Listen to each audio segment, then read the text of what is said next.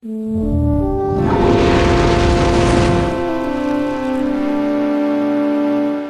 and I hope you're enjoying D&December as much as I am. And I want to talk about something a little more controversial. And I'm not trying to start edition wars or anything like that. I'm trying to start an open discussion, and I would love to hear what you think within the comments because I really want to talk about it. And that's 4th edition Dungeons & Dragons. For those of you who don't know, this was a highly controversial edition of D&D because a lot of people felt that it went away from what was traditionally D&D core values and became more video gaming. And it did. It really did. It had, every character had powers they could use. They could only use so many powers per day. It was a lot of tactical combat. So it was really designed to appeal to a lot of people who were playing a lot of fantasy-based video games. And this was their way to try to get them into Dungeons & Dragons. A lot of people hated it. Like, without even giving it a chance or looking at it or even playing it, people despise it and just said, I'm going to stick with 3.5 or Pathfinder or even 2nd edition or whatever. I did get 4th edition because I was curious and I did try it out, and I gotta say, I still enjoyed it. I only played it for a couple of years because frankly it didn't last long before 5th edition came out, but the time I spent with 4th edition, I absolutely enjoyed it. So I want to talk about the good things that 4th edition brought instead of just talking about why it sucks and why it's so bad, because I do think this version did do a lot of good things. For example, one of the best things they did was, my god, was it balanced. Compared to any other edition, even 5th edition now, this is one of the most balanced editions of Dungeons & Dragons between the different player classes. And that is huge. Like, all the player classes within this book are just really, really cool. And they made some of the more mundane, boring classes way better. Like, the fighter in previous classes was almost exclusively just run up and hit them with a thing. But in this game, like, they could do things. They weren't just fighting, they were also shifting opponents around or sliding them into place or pulling allies out of danger, getting in front of them with a shield, or it was a lot of, again, it was very tactical, so the game is basically required to use a grid map with miniatures. So all the combat ended up being very tactical, but they'll let the fighters do really cool things. Like, they weren't just fighting things, they were controlling the battlefield really, really well. Like, this version also made rangers, like, awesome. Rangers always kind of sucked before. They weren't like the best, but this version made rangers awesome. Specifically, bow and arrow rangers. Like, you see 2-weapon fighting rangers frequently, but bow and arrow rangers were kind of rare, and this one really made them cool. If anything, too good. Like, rangers got almost too good right away, but that's beside the point. Monks were also like super balanced in that because they were crazy overpowered within 3rd and 3.5 edition, especially when you get to like the late levels, like 15 to 20. Monks were stupid good, and this one also again gave them really cool powers. They weren't just punching and kicking stuff. They were able to very easily shift around and move around the battlefield and hit all kinds of different enemies. Clerics finally became more than just the healer of the group. They could hit things while healing at the same time. That's just a really cool idea. Like, the balance that they put within the different player classes within 4th edition, I think, is excellent, and they haven't quite matched that. The mechanics of gameplay are completely different compared to any other edition to this one, but for self-contained here, the player class balance was excellent. And I also liked that this edition had a lot of really unique classes that aren't really present in other versions. For example, one of my favorite classes within this was the Warlord class. And this was basically a type of fighter that could command his allies within battle, either giving them bonuses or helping them heal or, again, helping them focus a target, whatever. The Warlord class was really, really cool. It was so cool that they basically made it into a pathway for fighters in 5th edition. So now whenever I play 5th edition fighters, like, I basically have them go down the Warlord path because the Warlords were so cool. They also introduced like the Warlock as a standard core class, so they had different arcane spellcasters besides sorcerers and wizards. Now you had Warlocks, so now Warlocks are standard in 5th edition. Also really cool. They also made Dragonborns. They made Dragonborns a core race, and Dragonborns they're just cool. I like Dragonborns a lot. Some of the expanded handbooks for 4th edition also included a bunch of other character classes that I really liked. The Forgotten Realms 4th edition book introduced the Blade Singer, and that was one of the coolest looking classes I've ever seen. It was basically a spell fencer of sorts. It was a wizard, but was proficient in swords. It had a sword in one hand and a spell in the other. So as they're stabbing one guy, they could blast a lightning bolt into the other or into the same target. Or this one will allow them to quickly freeze their sword and then stab it into a guy or whatever. That's just cool. I would love to see the Blade Singer come back in some form for 5th edition, but basically, the player classes alone and how balanced they were, and the fact that this one book had them go from level 1 to level 30 with everything in there, and it was just very easy and very quick to level up. And that balance between all of them was one of the best things they did in 4th edition. I think that was one of the coolest things they did, and I mean, even 5th edition doesn't even remotely match the kind of balance that they had going on in 4th. So that was one of my favorite things. I mentioned it earlier, but so the combat within 4th edition is very tactical. So you almost always have a grid. You almost always have miniatures. I've got my box of miniatures here, just all filled with it. So you're constantly moving around, shifting around to your enemies, trying to like push or slide them away so you can get better attacks or get them out of danger or push them off cliffs or whatever. And as someone who is a really big fan of tactical style RPGs like Final Fantasy Tactics Ogre, or even the older games like Pool of Radiance, I'm really into that kind of stuff. So I was one who actually was really into the tactical combat. Like they did combat in a really interesting way, if you do enjoy that kind of stuff.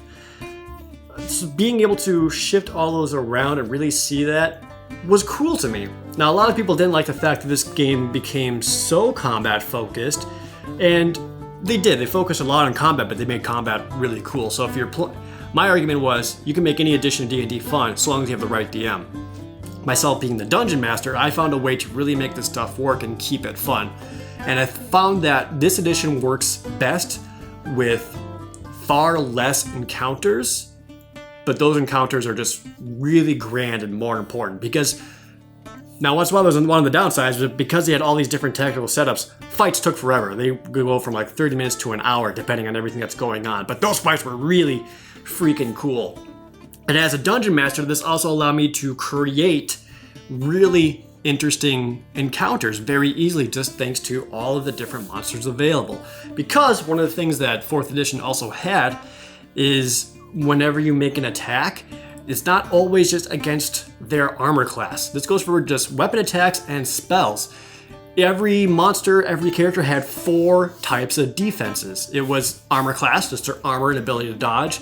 And then there was their fortitude, their reflex, and their will, which were previously saving throws in 3.5 edition. But here they're basically different defenses. So different attacks could target different defenses. And that, again, that could make for really interesting combat. If you're fighting a large scaled Umber Hulk or something, I don't even remember what their defenses are, but that is a very large thing. So his armor class is super high because he's got thick hide. His fortitude is super high because he's a big burly dude, but he's also really slow. So his dexterity or his reflex defense is extremely low.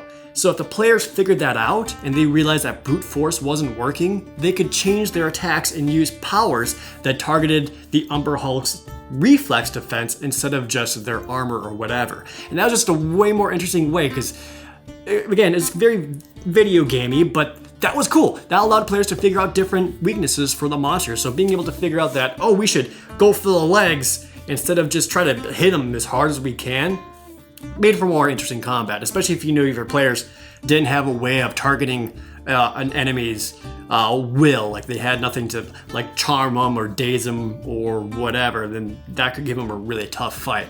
And that's also one of my favorite things that 4th edition had was a certain monster type called minions. And minions were basically the weakest of monsters that attack in groups, but they're meant to be cut down just right away. So all minions in 4th edition have exactly 1 hit point. Like the moment they hit, they're dead.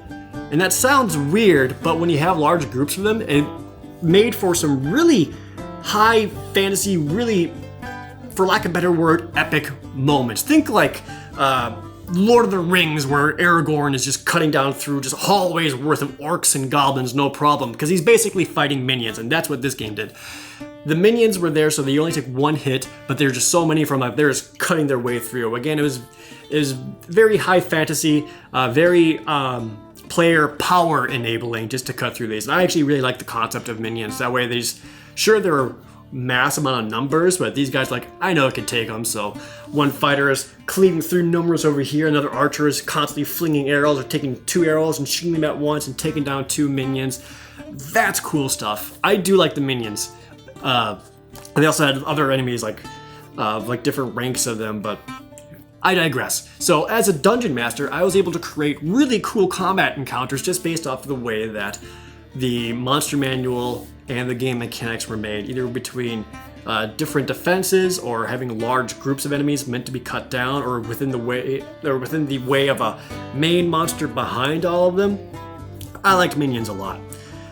And that goes to my other thing that I actually liked about this edition a lot, was that a lot of people complained about how this game was all about combat. And it was if you let it. Again, depended on the dungeon master. I myself made it so it was lesser combat. But every character class also got what was known as utility powers. And utility powers were basically, I want to say they were like once per day abilities that could be used outside of a combat situation for some kind of benefit. And a lot of these were really cool. For example, some of my favorite ones were the Rangers. They had one where a trap or a cave-in or something happened and one of their allies started falling down a hole. The Ranger could activate his reactive utility power and quickly knock an arrow and fling it so that the arrow hits into their clothing up against the wall and just catches them and prevents them from falling. That's cool. I like that kind of stuff a lot. The fact that they even thought about a scenario where something like that could happen is really, really cool. And most players probably wouldn't even think of doing something like that unless they had that power. Related, Rangers also had another utility power where they could launch several arrows into a wall, just dunk, dunk, dunk, dunk, dunk, and make an arrow ladder, allowing someone to easily climb up the side of a wall. And in one of my 4th edition campaigns, I had a Ranger doing those exact things. He was shooting arrows, allowing an ally to easily scale up a wall. So knowing that they had these utility powers as a dungeon master, I was designing places and encounters for them to use these things. And it made for some really cool moments, some of my favorite ones that I still remember. And even with all of these powers, one of the best things that 4th edition did, in my opinion, that actually carried on into 5th edition, was 4th introduced the entire concept of a short rest. And that just helps so much in so many ways. To give some history, rewinding a little bit, resting is the only way for players to naturally heal or for spellcasters to get their spells back. Going back to Advanced Dungeons & Dragons, it took spellcasters like 4 hours to memorize one spell, and then like more time if they had to memorize more spells or higher level spells. Clerics had to pray for several hours just to get back a single Cure Light Wound spell. And to heal a single hit point, players had to be doing full rest for a full 8 hours. No, it was a full day. I'm sorry, it was 1 day, 24 hours. They got back 1 hit point a day in Advanced D&D. That means if they're in the middle of a dungeon, they can't rest at all because 1, they'll run out of food, and 2, like they're going to be in there for 24 hours to get back a single hit point. That's not going to really work out. Now, 3rd edition made it a little bit better, where they made it so that the long rests were then just 8 hours, so it was easier to heal that way and get all your spells back. And then 4th edition introduced the concept of a short rest, which was basically sitting down and just chilling for, I believe in this edition it was like 5 minutes to a half hour, something to that extent. I wish I could remember what it was exactly. I'm embarrassed about that now, but it was short, less than an hour. And this allowed players to expend healing charges to heal back hit points naturally. They only had so many heals they could do per day. Also allowed some powers to get back. In this version, they were called encounter powers. They would get their encounter powers back.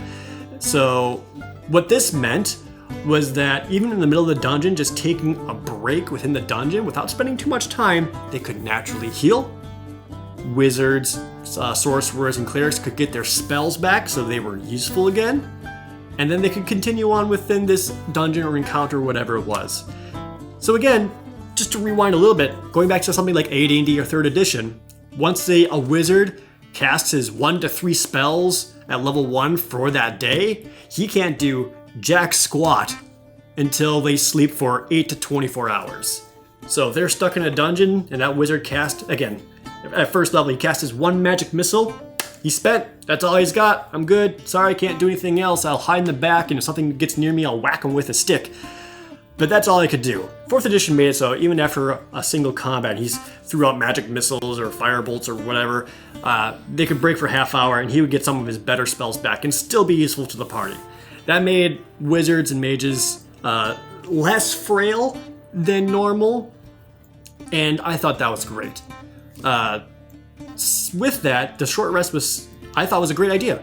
And they actually brought that back over into 5th edition. 5th edition also has short rests, and that allows people to use hit die to naturally heal back hit points, allowed wizards to gain back some spells, not all of them, but just a couple.